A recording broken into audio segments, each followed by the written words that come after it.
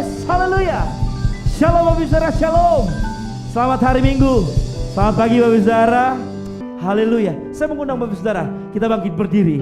Kita mau menari buat Tuhan. Kita mau meninggikan Yesus Tuhan kita dengan sorak-sorai. Katakan haleluya.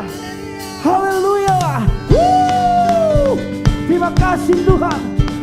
Kami mau menari buat kebaikan-Mu. Oh, terpuji nama-Mu Tuhan. Kami tinggikan Engkau. Hey, woo! Mari saudara katakan haleluya, haleluya. Mari katakan dari tatanya yang kudus, hey, mengalir sungai ke bumi, menyegarkan setiap jiwa, hey, yang berlindung kepada. Katakan sungainya Allah, sungainya Allah membuatku menari, sungainya Allah bebaskan hati, hey, sungainya Allah membuatku bersuka dan ku bersuka Allah di sini. Hey, haleluya. Mari sekali lagi baru saya katakan dari tatanya yang kudus, hey, mengalir sungai ke bumi, menyegarkan setiap jiwa yang berlindung kepada. Katakan sungainya Allah, sungainya Allah membuatku menari, sungainya Allah bebaskan hati, sungainya Allah membuatku bersuka dan ku bersuka Allah. Sungainya Allah keluar, sungainya Allah membuatku menari, sungainya Allah bebaskan hati, sungainya Allah membuatku bersuka dan ku bersuka Allah di sini. Mari katakan sungainya Allah membuatku menari, sungainya Allah bebaskan hati, sungainya Allah membuatku bersuka dan ku bersuka Allah. Sungainya Allah membuatku menari, sungainya Allah bebaskan hati, sungainya Allah membuatku bersuka dan ku bersuka Allah, dan ku bersuka dan ku bersuka Allah, dan ku bersuka dan ku bersuka Allah di sini. Hey, yeah. Haleluya. Saudara katakan haleluya. Haleluya. Haleluya. Haleluya. Yesus kita dahsyat. Amin Bapak Saudara. Amin. Bilang kanan kiri Bapak Saudara, katakan Yesusmu dahsyat. Yesusmu dahsyat. Dahsyat, dahsyat. Yes, haleluya. Haleluya Bapak Saudara. Silakan duduk kembali Bapak Saudara dalam hadirat Tuhan. Baik, kita akan mendengarkan Voice of Pentecost. Tuhan Yesus memberkati Bapak Saudara. Shalom. Di edisi Voice of Pentecost kali ini, kita akan membahas bagaimana kita tidak hanya dipenuhi Roh Kudus, tetapi juga bisa menjadi sukses di marketplace. Tidak sedikit orang yang bertanya, kenapa banyak orang-orang agnostik atau ateis yang lebih sukses daripada anak-anak Tuhan? Padahal, bukankah harusnya anak-anak Tuhan yang dipenuhi Roh Kudus lebih berprestasi dan lebih hebat? Sebelum menjawab pertanyaan tersebut, kita harus mempunyai definisi sukses yang tepat secara alkitabiah terlebih dahulu. Bahwa kesuksesan bukanlah diukur secara material ataupun ketenaran. Seseorang bisa saja mempunyai banyak harta tetapi hidupnya tidak terjamin bahagia. Contohnya, beberapa sumber dari media memberitakan Bill Gates yang adalah pendiri Microsoft tetapi setelah 27 tahun kehidupan pernikahannya berakhir dengan perceraian. Ada juga Jack Ma, pendiri Alibaba dengan kekayaan sebesar 52,1 miliar US dollar, mengatakan bahwa hidupnya lebih bahagia saat ia bekerja sebagai guru dengan penghasilan kurang dari 12 US dollar per bulan. Salah satu orang terkaya di dunia, Elon Musk, pun berharap dia bisa bebas dari insomnia. dalam Markus 8 ayat 36-37 berkata, "Apa gunanya seseorang memperoleh seluruh dunia tetapi ia kehilangan nyawanya? Karena apakah yang dapat diberikannya sebagai ganti nyawanya?" Jadi, jika kesuksesan kita tidak didasarkan oleh kebenaran firman, kita bisa saja sukses tetapi memiliki hidup yang hampa dan tidak bahagia. Jadi, kesuksesan sejati diukur dari bagaimana kita bisa menggunakan karunia dan bakat dari Tuhan dengan maksimal untuk kepentingan kerajaan Allah. Kalau saudara tahu, kisah Bunda Teresa selama lebih dari 47 tahun ia melayani orang miskin dan yatim piatu, serta menjalankan 610 misi di 123 negara. Beliau adalah seseorang yang sukses dan memberi dampak, tetapi tidak memiliki harta apapun.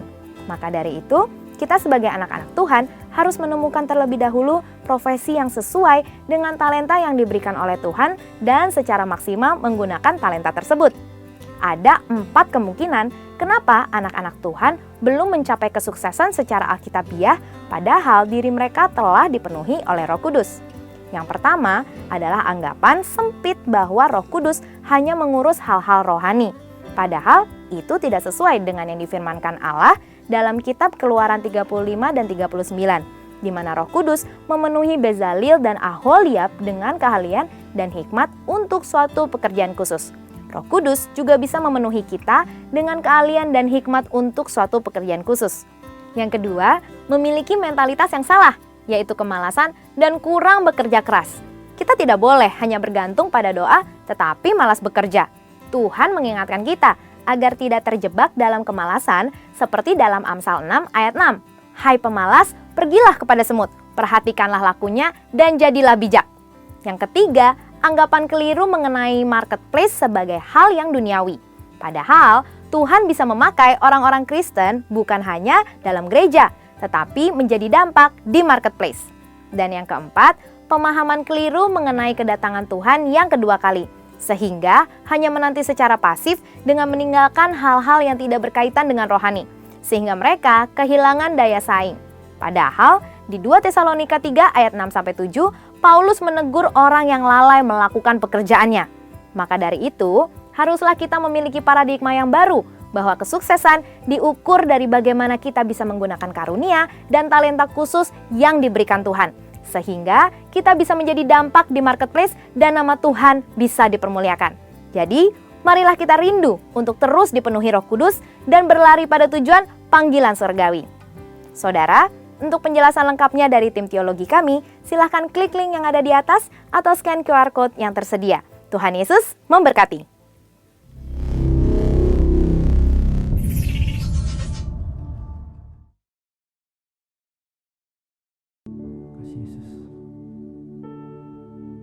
Kau tunjukkan kasih setiamu, Kau menyediakan yang ku perlu. Kau setia, Kau mulia, dulu, sekarang, dan selamanya. Kau tunjukkan kasih setiamu, menyediakan yang ku perlu. Kau setia, Kau mulia, Bapa, Kau setia.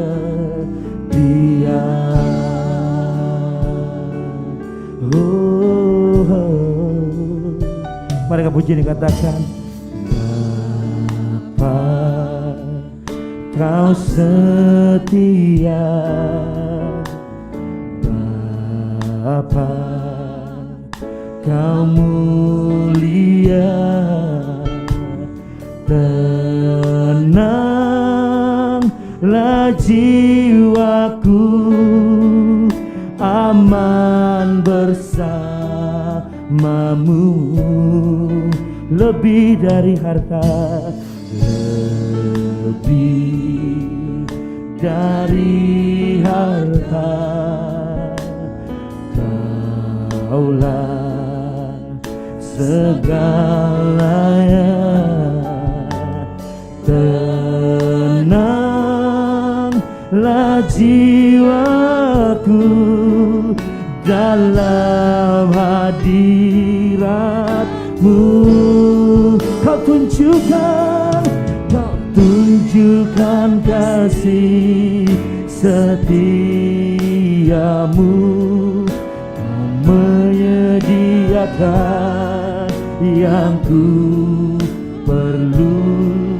Kau setia, Kau mulia, dulu, sekarang, dan selamanya. Kau tunjukkan kasih setiamu. Kau menyediakan yang ku perlu. Kau setia, Kau mulia, Bapa, Kau setia. We worship God. Kau tunjukkan kasih setiamu. Kau menyediakan yang ku perlu. Kami tinggikan Engkau Tuhan.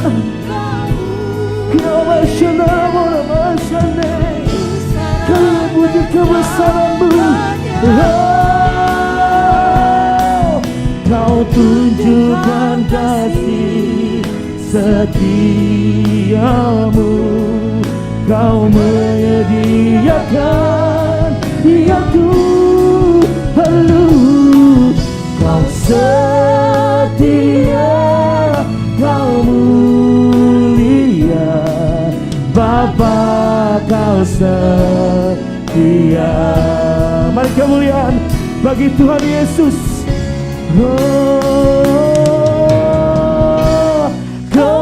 Kemuliaan bagi-Mu di tempat maha tinggi. Kemuliaan bagi-Mu di tempat maha tinggi. Katakan kemuliaan, kemuliaan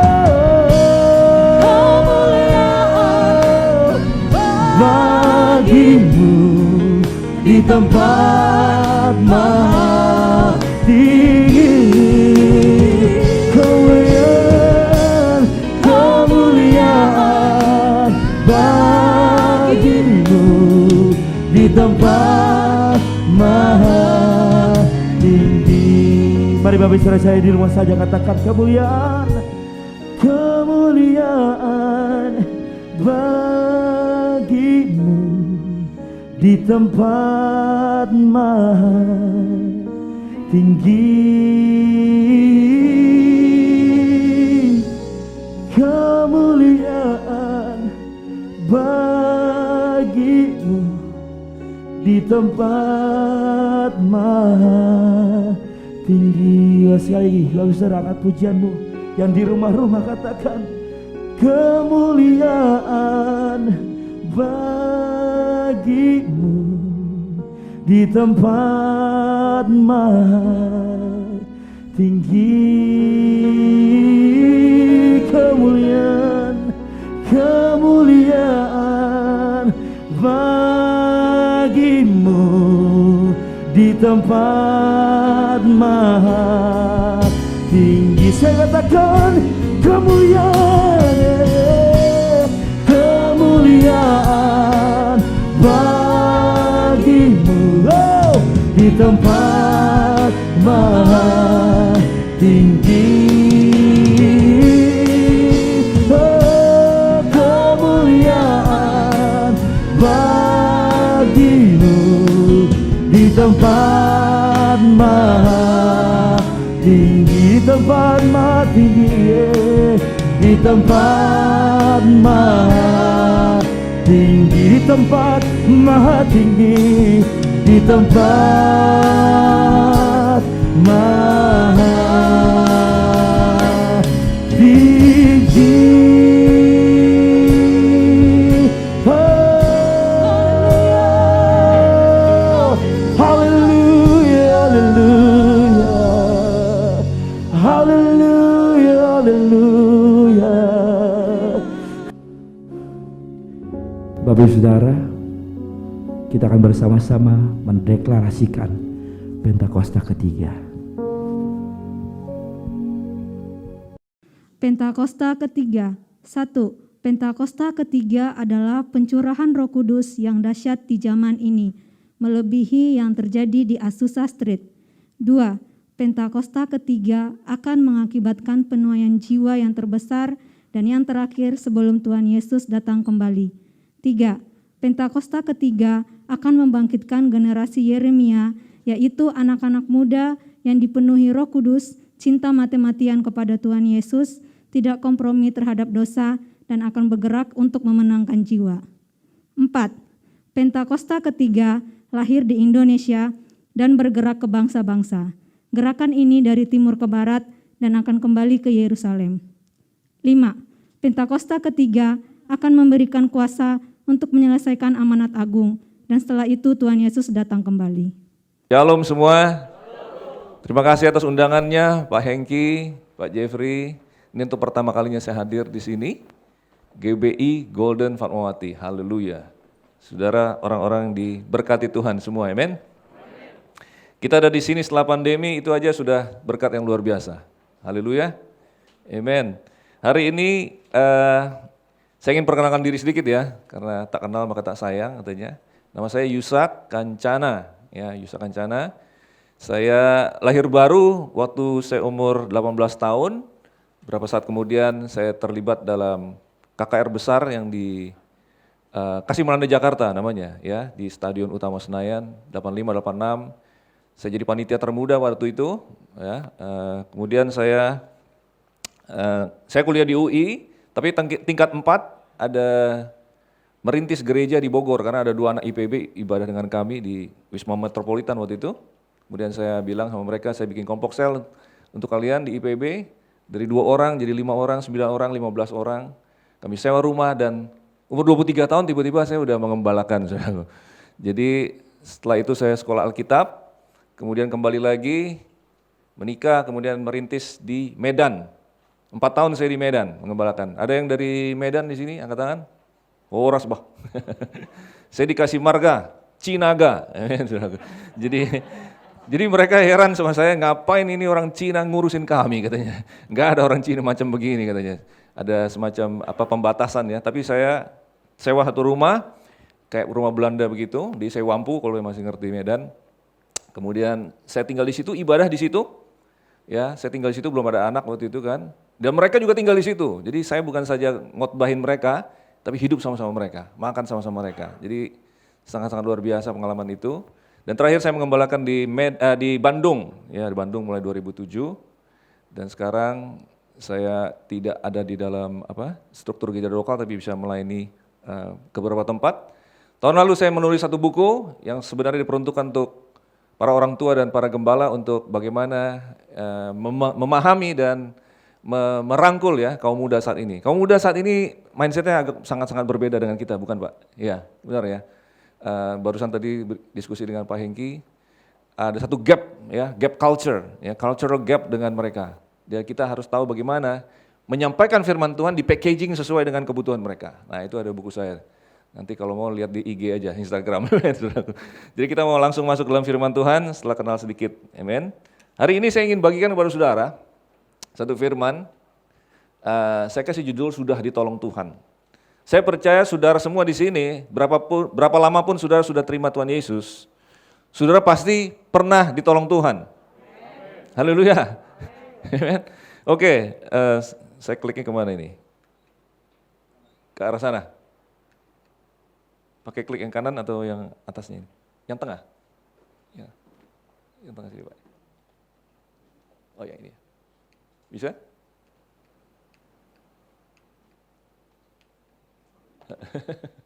Teknologi harus membantu kita. Lagi off. Oke. Sip. Terima kasih Pak. Oke, next. Nah, saya ingin kita sama-sama lihat di satu ayat firman Tuhan di Matius ya. Saya baca ayat yang kelima dari pasal 16. Pada waktu murid-murid Yesus menyeberang danau, mereka lupa membawa roti. Ya. Yesus berkata, ini Yesus berkata loh, ada firman dari Tuhan Yesus keluar dari mulutnya, oke, kepada mereka. Berjaga-jagalah dan waspadalah terhadap ragi orang Farisi dan Saduki. Nah, maka mereka berpikir-pikir, ya, dengar Tuhan Yesus berfirman, mereka berpikir-pikir, ya, dan seorang berkata kepada yang lain, itu dikatakannya karena kita tidak membawa roti. Nah, lihat ini ayat ke-8, dan ketika Yesus mengetahui apa yang mereka perbincangkan, dia berkata, mengapa kamu memperbincangkan saat tidak ada roti, hai orang-orang yang kurang percaya? Belum juga kamu mengerti? Nah, jadi Yesus heran kenapa mereka tidak mengerti. Tidak kamu ingat lagi akan 5 roti untuk 5.000 orang itu, dan berapa bakul roti kamu kumpulkan kemudian, oke? Jadi saya kasih, ataupun akan 7 roti untuk 4.000 orang itu, dan berapa bakul kamu kumpulkan kemudian. Nah, jadi di sini kelihatannya Tuhan Yesus tuh mengharapkan atau expect ya murid-muridnya itu untuk ingat apa yang sudah terjadi sebelumnya. Dan kemudian dari ingat itu menjadi apa? Mengerti. Semua katakan sama-sama, ingat dan mengerti. Ya, kita ingat pertolongan Tuhan sebelumnya, kemudian kita menjadi mengerti. Karena apa saudaraku? Hanya 2 pasal sebelumnya, ini kan pasal 16 kan? 1 pasal sebelumnya, 2 pasal sebelumnya, Yesus memberi makan 5.000 orang hanya dengan 5, ini cerita sekolah minggu, oke? 5 roti dan 2 ikan, oke? Nah itu yang lebih terkenal cerita memberi makan 5.000 orang. Tahukah saudara, yang sudah baca Alkitab bolak-balik pasti tahu, Tuhan Yesus pernah lagi memberi makan bukan 5.000 tapi 4.000. Dengan berapa roti? 7 roti, oke? Nah itu yang 5.000 itu terjadi di pasal 14, yang 4.000 terjadi di pasal 15. Nah ini bicara pasal 16. Di pasal 16, Tuhan Yesus bilang hati-hati terhadap ragi orang Farisi dan Saduki. Mereka langsung bilang, aduh ini pasti Yesus ngomong karena kita nggak bawa roti. Mereka masih nggak ngerti padahal udah ada kejadian memberi makan 5.000 itu mujizat yang luar biasa, memberi makan 4.000 itu mujizat yang luar biasa, masih mempersoalkan gara-gara nggak punya roti Yesus menegur mereka, nggak mengerti. Saya percaya kalau saudara merenungkan hari ini, kalau saudara rewind back kepada hidupmu, entah berapa tahun sebelumnya, saudara pasti pernah ditolong Tuhan, dan Tuhan mengharapkan pagi ini saudara mengerti bahwa Yesus sudah menolong engkau. Amin. Nah, saya ingin share sedikit ini matematikanya Tuhan, saudara.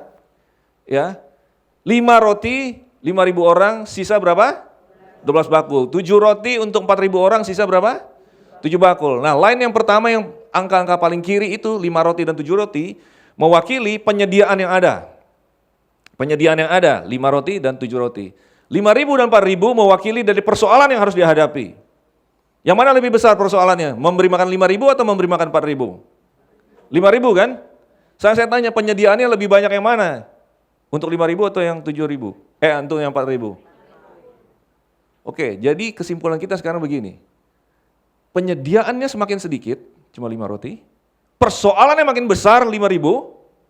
Tapi lihat apa yang terjadi, sudah 5.000 orang makan, masih ada sisa, sisanya lebih banyak yang mana? Yang atas kan, yang 5.000 kan? Kesimpulannya bagaimana saudaraku? Tuhan kita, semakin besar persoalan kita, semakin sedikit penyediaan yang diperuntukkan bagi kita, Dia bisa kasih mujizat justru yang lebih besar lagi kepada saudara. Berikan suara kemuliaan bagi Tuhan kita. Jadi kapan-kapan ada temanmu bilang, aduh persoalanku besar. Biasanya setiap orang membesar-besarkan persoalannya sendiri. Membanggakan ibu-ibu kalau ngoceh, aduh kamu gak ngerti sih persoalan saya. Dan biasanya mereka selalu merasa persoalannya yang terbesar di dunia. Gak ada orang lebih susah dari dia, amen. Ingatin sama mereka matematikanya Tuhan. Ingat, semakin kecil yang kau miliki, semakin besar persoalanmu, semakin besar kuasa yang akan dinyatakan dalam hidupmu. Haleluya. Ya ini satu tips ya, satu page ini saya ingin Nah, sekarang kembali lagi ke cerita tadi. Baru mengerti. Nah, Bagaimana mungkin kamu tidak mengerti, kata Tuhan Yesus, bahwa bukan roti yang kumaksudkan, aku berkata kepadamu, waspadalah terhadap ragi orang Farisi dan Saduki. Nah, ketika itu barulah mereka mengerti bahwa bukan maksudnya supaya mereka waspada terhadap ragi roti, melainkan terhadap ajaran. Nah, ini baru mengerti kan? Tuhan harapkan kita mengerti pagi ini. Karena saya ingin cerita kepada saudara bahwa Tuhan itu luar biasa. Amin. Nah, saudara sering kutip ayat ini kan? Kita tahu sekarang bahwa Allah turut bekerja. Nah, yang paling sering dibahas ayat ini adalah bahwa Allah turut bekerja dalam segala sesuatu untuk mendatangkan kebaikan, dan itu betul. Tapi saya ingin kita fokus kepada 3 kata pertama dari ayat ini pada pagi hari ini. Kita tahu sekarang. Kalau dibilang kita tahu sekarang berarti kemarin belum tahu. Pada saat kejadian, pada saat lagi berkutat dengan persoalan itu, kita seringkali lupa dan tidak mengerti yang tadi itu. Padahal Tuhan sudah pernah menolong kita.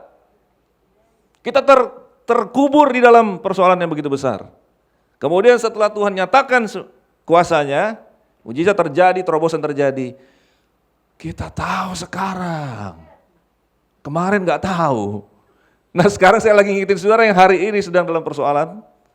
Kamu lebih baik mengetahuinya sekarang, diingatkan bahwa Tuhan itu sudah menolong engkau sebelumnya dan Dia akan menolong engkau sekali lagi. Berikan saudara kemuliaan bagi Tuhan kita. Haleluya, saudaraku. Waktu di seputar-seputar saya masih awal-awal mengikut Tuhan, ya. Tadi kan saya cerita, saya lahir baru umur 18 tahun, terus waktu saya ditambahkan di sebuah gereja, ada sebuah gereja dirintis dari misionari Amerika, ya, gereja Maranatha namanya, saya udah cerita Pak Hengki tadi. Saya membawa banyak sekali orang kepada Tuhan. Dalam 3 bulan pertama kalau tidak salah saya ditambahkan di gereja itu gereja yang memuridkan saya pertama kali. Saya membawa 50 orang kira-kira, saudara. Jadi ada satu orang penatua yang melihat mungkin ada talenta di anak muda ini. Dia mensponsor, akhirnya kami ada konferensi gereja kami internasional yang kumpul waktu itu di mana ya? Di San Antonio di Texas, oke. Saya pasti nggak punya uang, dan papi saya waktu itu lagi bangkrut, saudara.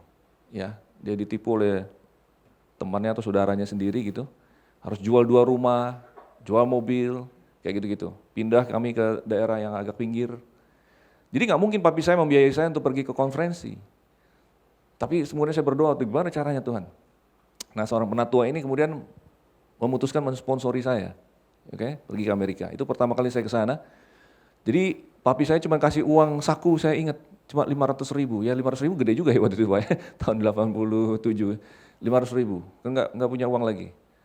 Tapi saya catat itu, bahwa Tuhan sanggup mengadakan mujizat buat saya sebagai anak muda.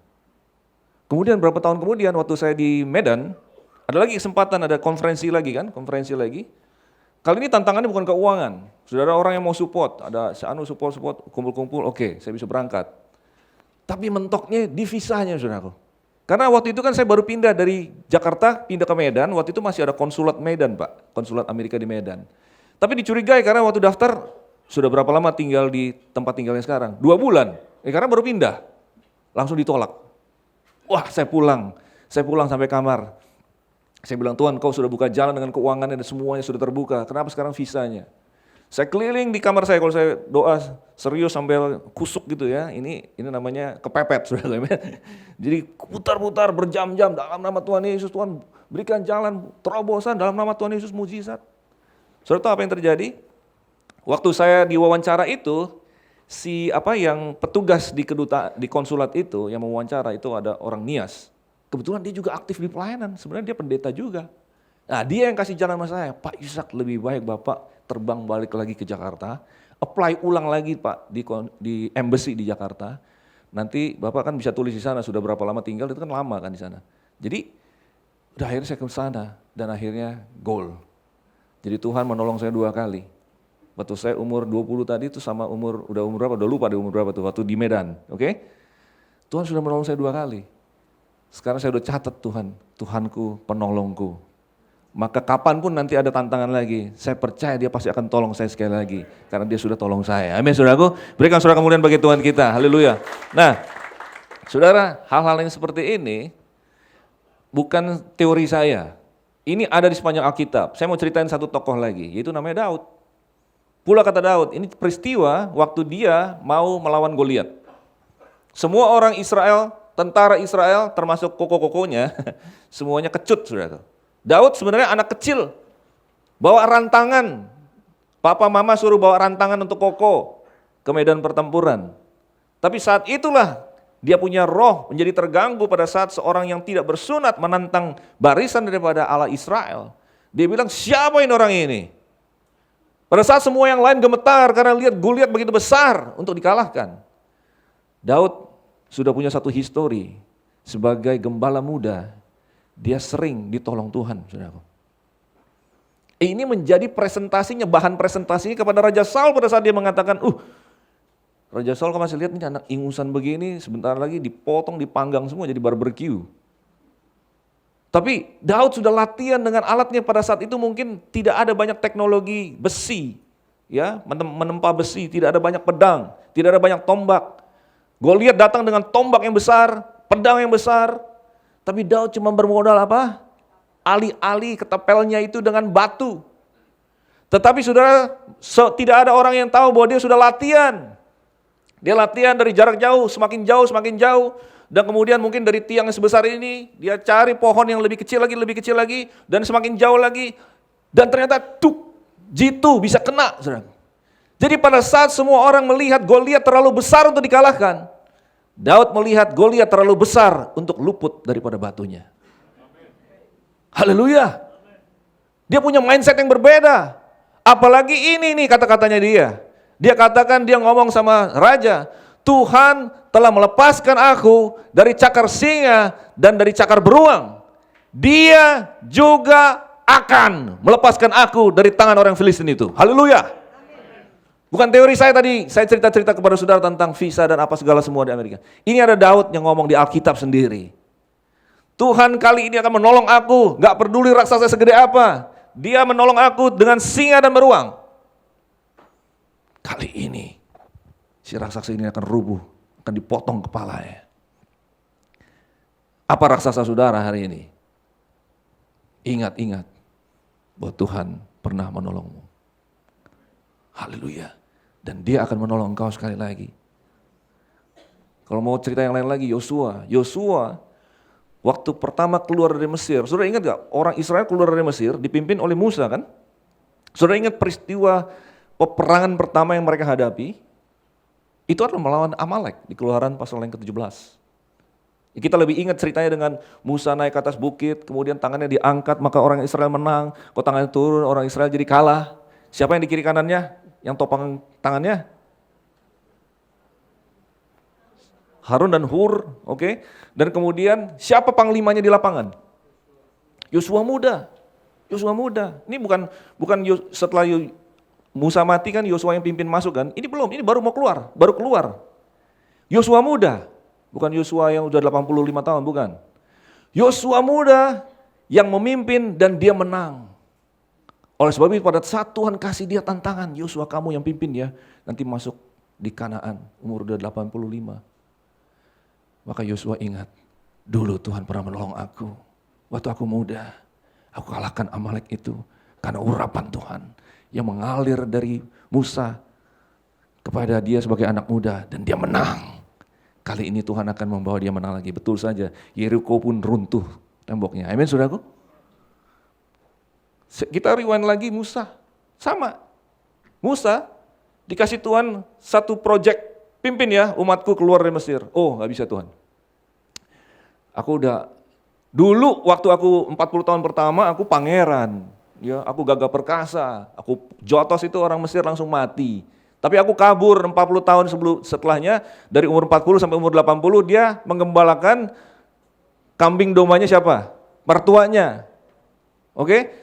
Jadi dari orang yang gagah perkasa, penuh dengan privilege, royal family, educationnya Harvard, saudaraku, ya kan, privilege kemana-mana, pakai foreigner kemana-mana, saudaraku, amin. Tiba-tiba selama 40 tahun berikutnya Tuhan kosongkan dia, karena dia merasa dia somebody kan, aku yang bebaskan nih, tapi ternyata dia kabur, Tuhan kosongkan dia dari somebody menjadi nobody. Selama 40 tahun yang dia dengar hanyalah mbak. Sekarang Tuhan suruh membebaskan bangsa Israel 20,4 juta orang. No Tuhan. Gak bisa Tuhan. Aku gak sanggup. Lagi pula aku yang petah lidah, ngomong gak becus. Kok bisa ya? Dulu dikatakan powerful dalam perkataan dan perbuatan. Sekarang tiba-tiba kosong saudaraku. Gak bisa, ngomong pun gak bisa. Tuhan harus pakai Harun untuk mendukung dia. Tapi kemudian akhirnya dia oke. Dia bawa orang Israel keluar dari Mesir. Hanya untuk mentok di pinggir Laut Merah. Di belakang pasukan Firaun. Di depan laut.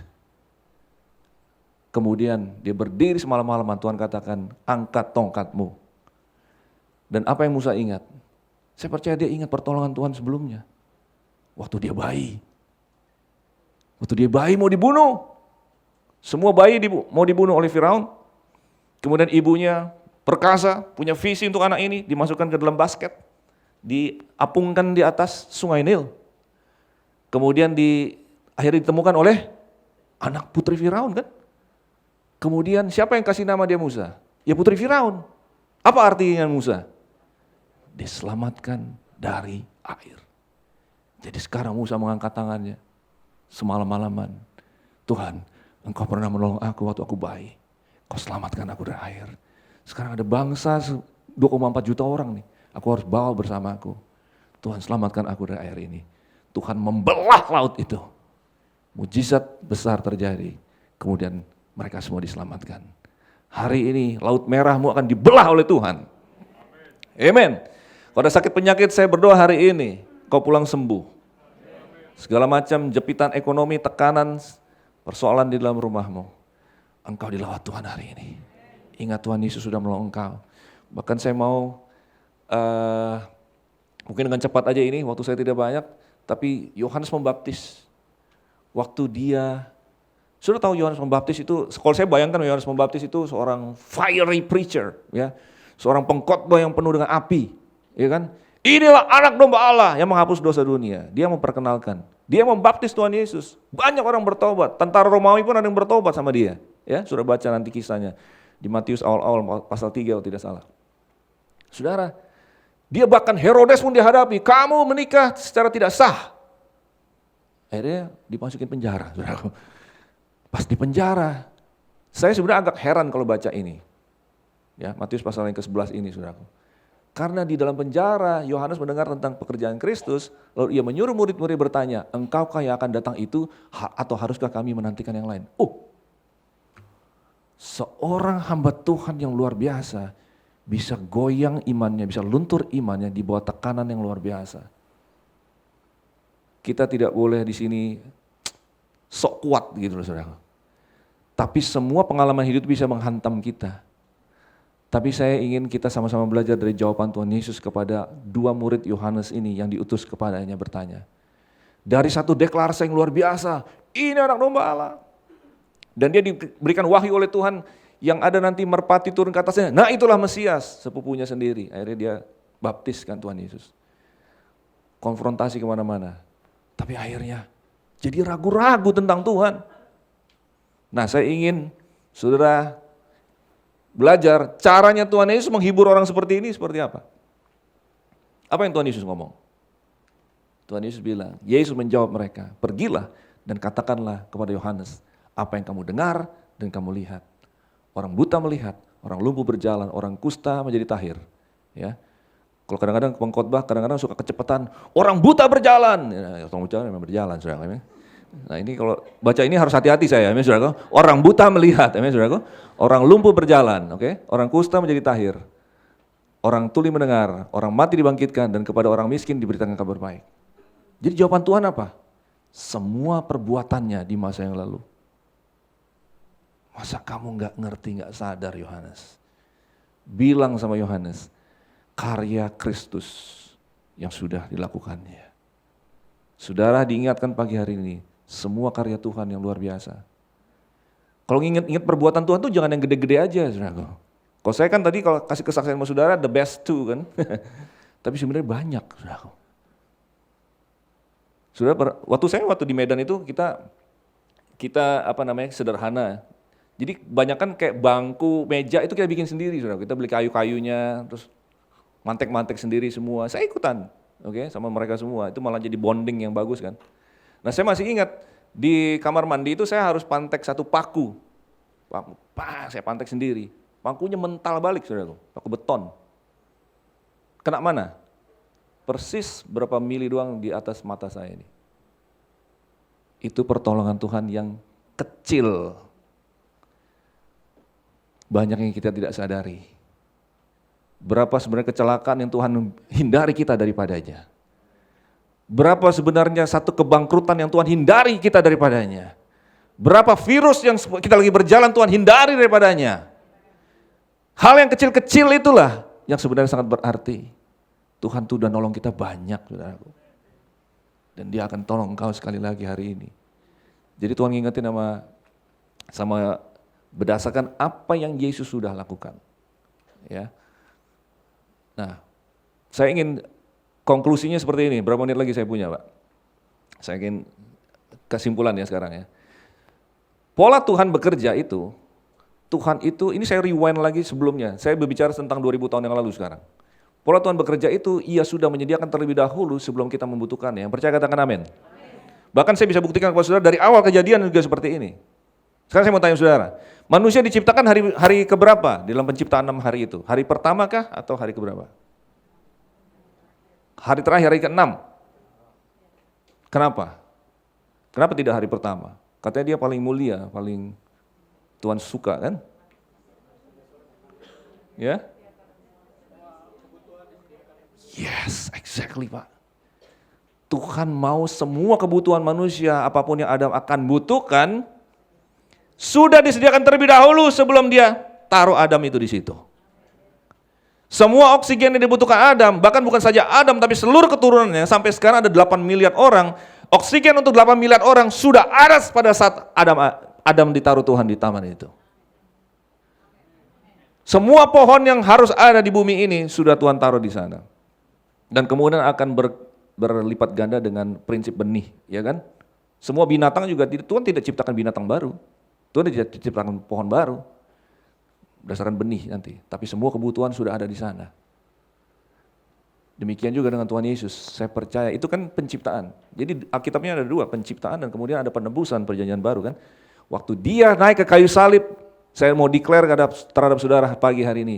Semua yang engkau butuhkan, kesembuhan, berkat, perlindungan, pertolongan, mujizat, sudah disediakan melalui karya salibnya. Haleluya. This is the gospel, inilah berita baik, amin. Dia sebelum saudara merasa butuh apapun, Tuhan sudah sediakan dulu. Tidak ada satupun yang Dia lupa.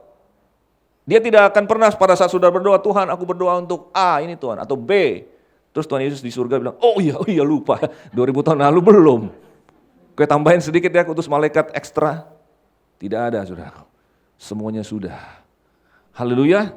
Dan yang berikutnya kita apa yang kita perlu lakukan? Kita hanya perlu pewahyuan tentang karyanya itu apa. Apa-apa aja. Dan kemudian mempercayainya. Dengan iman kita bertumbuh. Jadi kalau kita belum mengalami sesuatu berkat atau satu poin blessing dari yang Tuhan sediakan 2000 tahun yang lalu, jangan salahkan Tuhannya. Itu karena kita belum bertumbuh saja, kita belum mengerti saja. Bahkan kadang-kadang vocabulary kita banyak yang salah. Saya percaya begini loh saudara, sekarang kita ini kalau berdoa sebenarnya bukan untuk menggerakkan Tuhan. Karena Tuhan sudah bergerak 2000 tahun yang lalu. Kita doa, ini mungkin udah salah satu poin saya berikutnya kayaknya. Nah, doa adalah sebenarnya apa? Deklarasi percaya kita. Memperkatakan firman sampai itu menjadi nyata. Seperti yang sudah lakukan tadi tentang Pentakosta ketiga. Sudah deklarasi kan? Jadi sudah bukan memohon, Tuhan sembuhkanlah aku Tuhan. Seakan-akan Tuhan mau sembuhkan aku atau enggak nih? Jangan-jangan karena kemarin aku tidak setia, Tuhan kasih batal-batal ini, nggak mau sembuh-sembuhin. No, nggak ada kayak gitu. Yang sudah 2000 tahun lalu disettle sama Dia, sudah settle. Tinggal sekarang kita memposisikan diri kita di dalam aliran blessing itu, yaitu dengan memahaminya. Kalau kita tidak tahu, kadang-kadang kita tidak mendapatkannya. Karena kita tidak tahu. Sudah pasti pernah dengar itu kan ilustrasi yang orang naik kapal laut nyebrang dari Eropa ke Amerika selama 21 hari. Terus dia cuma diam-diam aja di dekat mesin karena dia tidak punya uang untuk beli makanan, dia cuma bawa bekal roti sedikit-sedikit, setiap hari cuma sedikit-sedikit. pada hari ke-20, kapten mendapati dia cuma lihat-lihat kalau di kapal kan ada kaca yang bulat itu, dia lihat orang semua makan buffet segala macam. Dia bilang, aduh aku cuma punya sedikit. Terus kapten bilang, kenapa kamu nggak masuk? Kapten, saya cuma kelas kambing kapten. Ya, cuma cukup untuk transportnya aja tapi nggak termasuk makanan. Betapa kagetnya kapten. Kapten bilang, loh waktu kamu beli tiket itu udah termasuk makan. Karena dia tidak tahu. Kalau sudah tidak tahu berkat yang Tuhan sudah sediakan di karya salibnya 2000 tahun yang lalu, maka sudah tidak menikmatinya. Sudah hanya makan remah-remah roti. Padahal buffet tersedia bagimu. Jangan pernah ragukan bahwa Tuhan mau sembuhkan atau tidak. Sudah langsung baca Matius 8. Ya, ayat 3 atau ayat 8 itu pada saat seorang kusta mengatakan, jika engkau mau, engkau bisa mentahirkan aku. Jika engkau mau, engkau bisa mentahirkan aku. Tuhan Yesus jawab apa? Aku mau. Perkataannya masih menggema hari ini sampai ke Golden. Aku mau menyembuhkan engkau. Gak usah ragu-ragu lagi. Berikan sorak kemuliaan bagi Tuhan kita. Gak ada kata gak mau, gak ada kata batal, gak ada kata saudara di exclude gitu loh, dimarginalkan, gak ada. Itu sudah keputusannya 2000 tahun yang lalu. Engkau sembuh. Cuman kita nih lagi belajar memahami, kemudian bertumbuh dalam iman kita sampai itu menjadi kenyataan dalam hidup kita. Dan itu adalah sebuah proses. Tapi jangan pernah ragukan berkatnya Tuhan. Karena berkat Tuhan sudah ada 2000 tahun lalu sebelum kita minta. Kita bukan mohon-mohon disembuhkan, saudaraku. Kita ini berdiri mempertahankan kesehatan yang sudah Tuhan kasih 2000 tahun yang lalu. Itu sebenarnya. Bukan sedang berjuang mendapatkan kesembuhan. Kita berdiri mempertahankan kesehatan yang Tuhan Yesus sudah beli bagiku dengan darahnya 2000 tahun yang lalu. Itu kita yang ada di Golden ini, amen. Haleluya. Kita beda dengan yang di luar. Di luarnya, oh Tuhan mungkin menghukum aku, Tuhan mungkin kemarin aku. No. Pada saat engkau percaya engkau ada di dalam Dia, dan semuanya akan mengalir. Haleluya. Amen. Saya tahu ada yang berikutnya.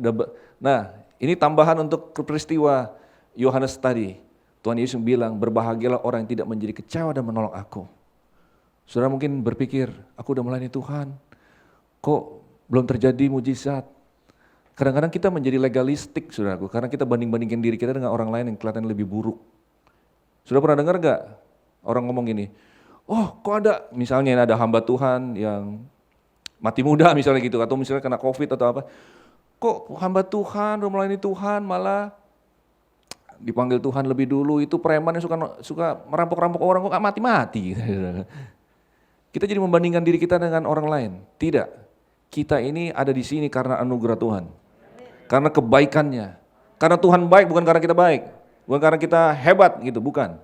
Ya, jadi kalau ada persoalan atau tadi janji Tuhan yang belum terjadi, jangan pernah salahkan Tuhan. Sudah pasti bukan di pihak Tuhan persoalannya. Oleh sebab itu Tuhan Yesus bilang, jangan berbahagialah mereka yang tidak menjadi kecewa dan menolak aku. Tuhan tidak pernah salah. Amen. Jadi di sini adalah saya mau declare kepada saudara, semua doamu sudah dijawab. Yang percaya katakan amin. Katakan belah sebelahmu, semua doamu sudah dijawab, katakan. Ya. Yeah. Amen. Engkau sudah ditolong Tuhan oleh karya salib Kristus. Haleluya. Dan yang terakhir, percaya dan deklarasikan karya Kristus bagimu itu. Haleluya. Pemain musik bisa maju ke depan. Saya ingin berdoa untuk saudara. Haleluya. Mari katakan, kemuliaan bagi Tuhan di tempat maha tinggi. Kau Raja diagungkan dan dipuji. Datanglah kerajaan-Mu Tuhan, datanglah kerajaan-Mu, jadilah kehendak-Mu. Seluruh bumi penuh kemuliaan-Mu. Mari saya memuji, katakan kemuliaan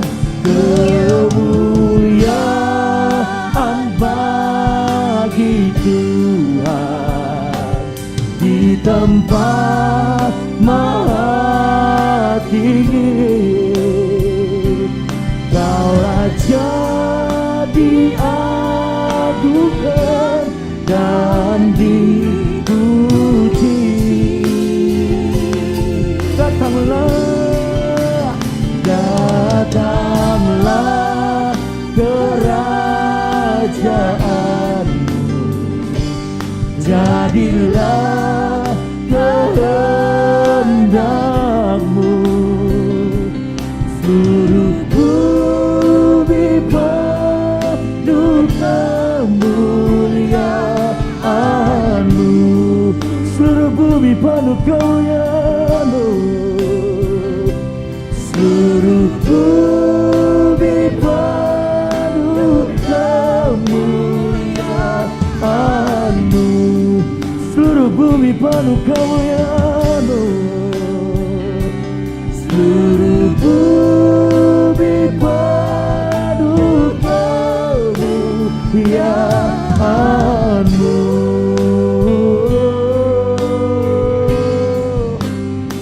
Haleluya.